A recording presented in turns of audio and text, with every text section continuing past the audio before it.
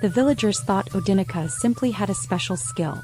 They never imagined that the leather she uses to make bags came from the skin of a giant snake, and that her secret came with a price. In a quiet village of Umuokpra, where the evenings smelled of burning firewood and the mornings echoed with the crowing of roosters, lived a young woman named Odinica. She was 26, gentle in nature, and gifted with hands that created beauty out of almost nothing. But life had not been kind to her. She lost her parents at the age of 6, and from that time she had lived under the roof of her mother's elder sister, Auntie Kem. Auntie Kem was a woman whose heart had long grown hard. Maybe it was life, maybe jealousy, maybe bitterness. Nobody knew. But whatever it was, she poured it out on Odinica. Instead of treating her like a daughter, she treated her like a maid. Odinica swept the compound every morning, fetched water from the stream twice a day, washed piles of clothes, cooked the family meals, cleaned the house, and even pounded yam for guests whenever they had visitors. Yet she never complained. Auntie Kem had 2 daughters of her own. The first, Ojeki, was 22, fair, proud, and always looking for a chance to compete. The second, Ngozi, was 19 and simply followed her mother and sister's lead. They didn't see Odinica as a sister. To them, she was the house help their mother never paid for. But even with all the hardship, Odinica had a gift: craft. Not modern craft, not fancy materials, nothing that came from the city. She created magic with simple village things. She made woven raffia slippers, colorful beaded bags, small hand-knitted purses, and even baskets with patterns that amazed anyone who saw them. People in the village often said that God touched her fingers when she was born, because the things she made looked too beautiful to come from ordinary hands. Still, no matter how good she was, Auntie Kem never supported her. She saw Odinica's talent as a threat to her own daughters, especially Ojeki, who always wanted to shine but didn't have the patience or skill that Odinica naturally carried. Every 5 years, the biggest event in the village took place: a youth empowerment program that came from the city. Officials would visit the village square, look at the work of young people, and choose one person to take to the city. Whoever they chose would receive full training, support, and be established in a proper craft business. It was life-changing. And over the years, everyone in the village knew that if there was anyone who deserved it, it was Odinica. Her work spoke for itself. But skill meant nothing to Auntie Kem and her daughters. On the morning of the program, before sunrise, they carried out their plan. They hid Odinica's only decent outfit, the one she washed and ironed carefully 3 days before. They poured water into the bag where she kept her beading tools. And before she could realize what was happening, Auntie Kem sent her on a long errand to a neighboring farm settlement. The message was simple, but the distance was far. She knew Odinica wouldn't return until afternoon.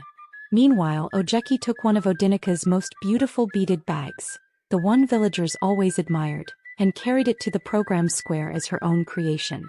She stood tall, smiling proudly as the officials approached her.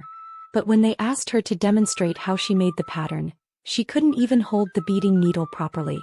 Her hands shook, the thread tangled, and within minutes she exposed herself.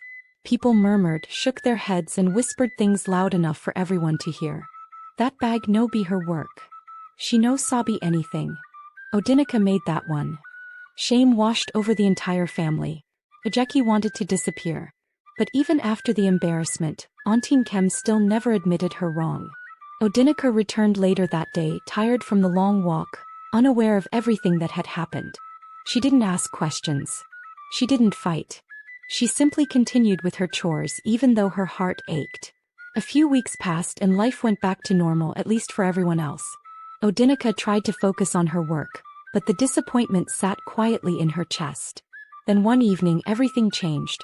Auntie Kem called her from the backyard and shouted, "Odinica, go and fetch water this night. The drum is empty. If you like, sleep at the stream." It was already late. The night air was cold and the path to the stream was dark. But Odinica didn't argue. She balanced the lantern in one hand, carried her water pot, and walked toward the riverbank. Crickets chirped, frogs croaked, and the moon cast long shadows across the path. When she reached the river, she knelt to scoop water. That was when she heard it, a long, sharp hiss from behind the trees. Her heart froze. Slowly, a massive python slid out from the darkness. Its eyes glowed. Its scales shimmered under the moonlight. Odinica stepped back, her hands trembling, the lantern shaking. Then something unbelievable happened. The snake lifted its head, its body shimmered like water, and it transformed into a tall man, glowing, calm, and majestic. His presence felt like wind and water mixed together. Odinica didn't know whether to run or kneel. "Do not fear," the spirit said, his voice deep and peaceful. "I have watched your suffering."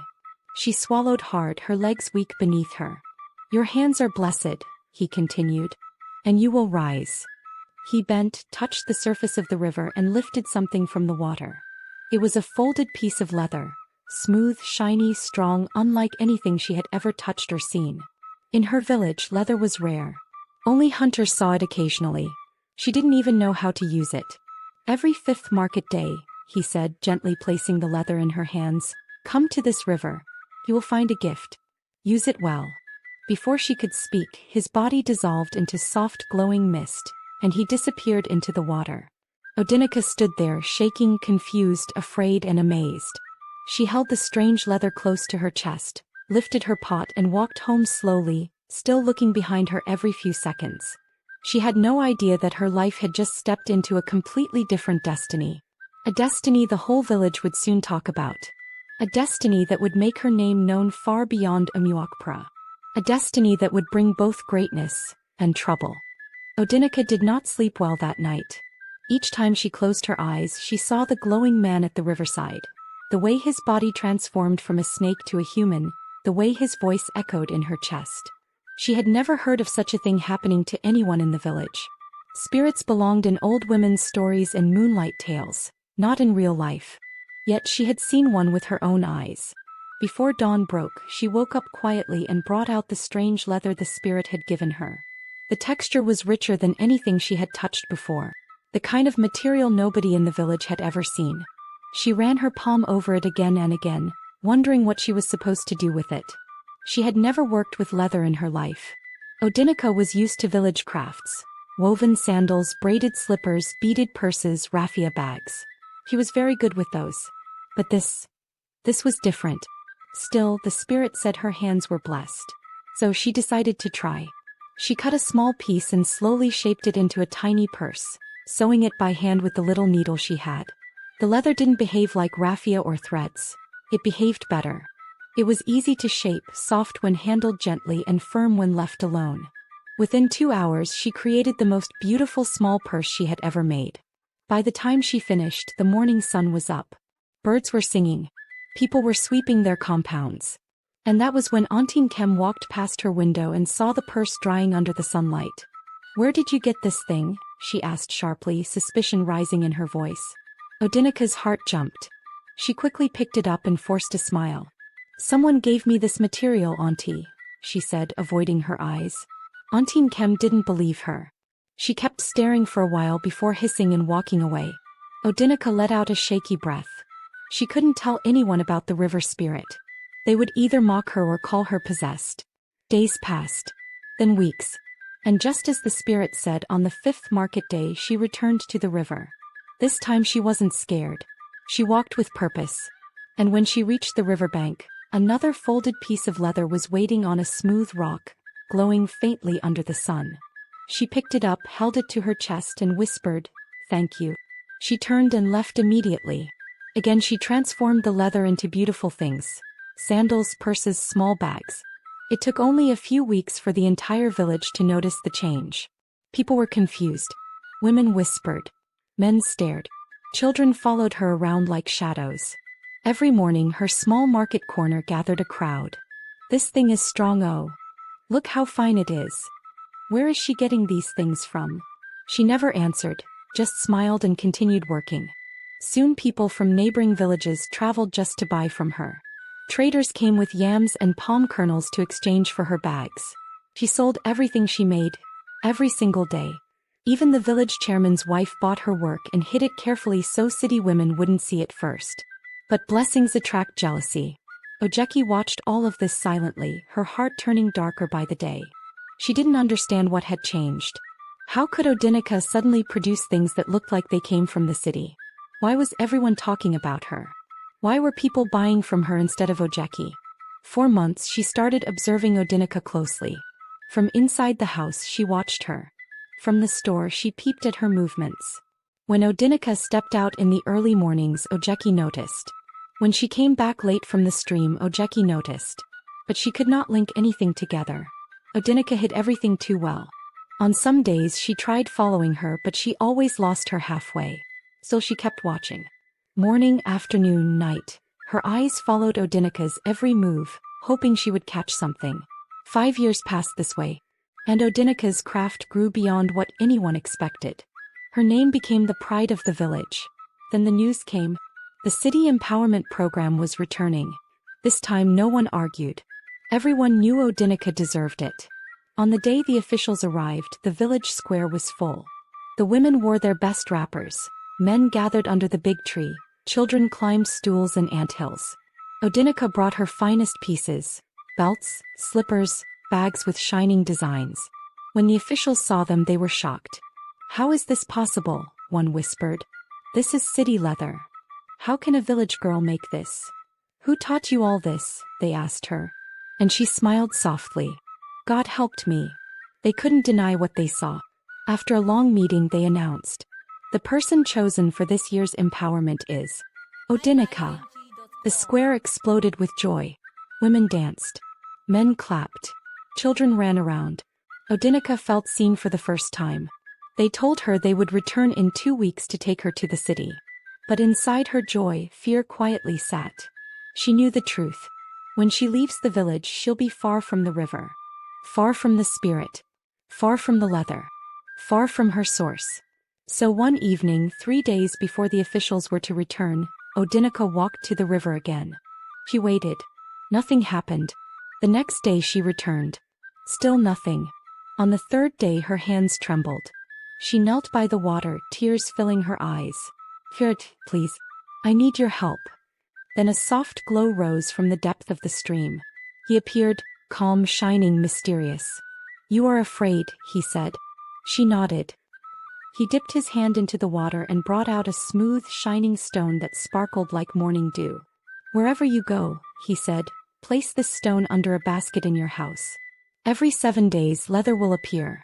But remember, never tell anyone. Never show anyone." She took it with trembling gratitude. But what she didn't know was that Ojeki had finally succeeded in following her. After 5 years of watching, guessing, and peeping, she had trailed her quietly that morning. And now she stood behind a tree, eyes wide, heart burning with a dangerous envy. And by sunrise, that envy would drag her and her mother into darkness. By the next morning, the entire house felt strange. Ojeki did not sleep a single second that night. She kept turning, sweating, breathing heavily, her mind replaying everything she saw at the riverside. He saw the glowing man. She saw the way he rose from the water. He saw the stone he gave Odinica. And she saw the fear in Odinica's eyes. Jealousy had eaten so deep into her that instead of fear, all she felt was greed. She wanted what Odinica had. Her mother, Auntie Nkem, noticed her restlessness. "Ojeki, what is wrong with you this morning?" she asked. Ojeki hesitated. Her lips trembled. She wanted to keep it to herself, but greed pushed the words out. "Mama, I saw something yesterday. I followed Odinica." Auntie Nkem's eyes widened instantly. She dropped the broom she was holding. "You followed her to where?" "To the river. Mama, she has been getting all these things from a spirit." Her voice shook with excitement and anger mixed together. "A strong spirit. A snake which turned into a shining man. He gives her leather. He told her that the leather will appear under a basket in her new house." Auntie Nkem's heart began to beat faster. A spirit? Giving leather? Blessing a girl? And the girl was not her daughter? A dark line of bitterness crossed her face. "So that useless girl has been shining while we suffer?" she hissed. Ojeki nodded quickly. "Mama, the thing that spirit gave her is small. A stone. Mama, he said she should put it under a basket." Auntie Nkem's voice dropped to a whisper, low and dangerous. "And where is the stone now?" "In her room. Mama, she hid it." Auntie Nkem's eyes hardened. "Ojeki, we must take it before she leaves this village." That was the beginning of their downfall. That night when the whole village was asleep, Ojeki and her mother quietly sneaked into Odinica's room. They stole the stone and hid it under a basket in their own room, expecting the magical leather to appear for them. But instead of leather, a huge angry snake crawled out from under the basket. Before Ojeki could escape, it struck and bit her. She screamed so loudly that the entire compound shook. Painful boils burst all over her body, her skin swelled and heat burned through her like fire. Villagers ran from her. Auntie Kem was terrified, but she hid everything and lied that it was a strange sickness. 2 weeks later, officials returned and took Odinica to the city.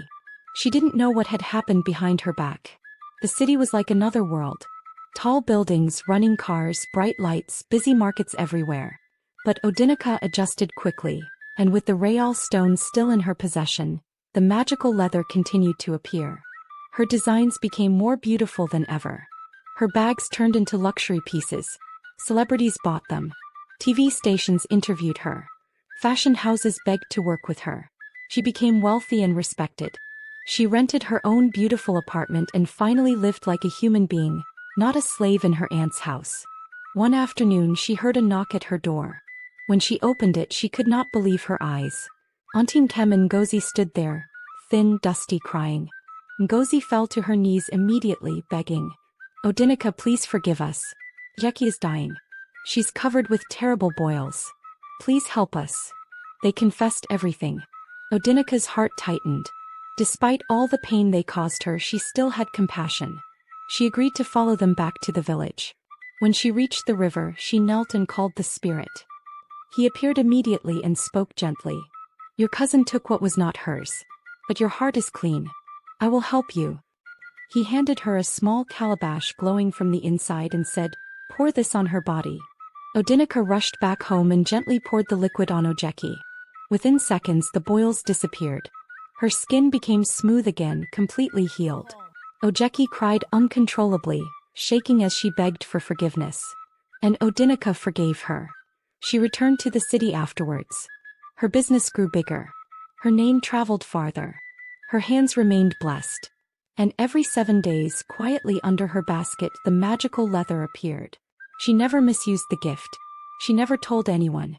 She lived humbly, peacefully, and abundantly. And from the river, unseen but always watching, the spirit continued to protect her destiny. If you enjoyed this story, please like, share, and subscribe for more.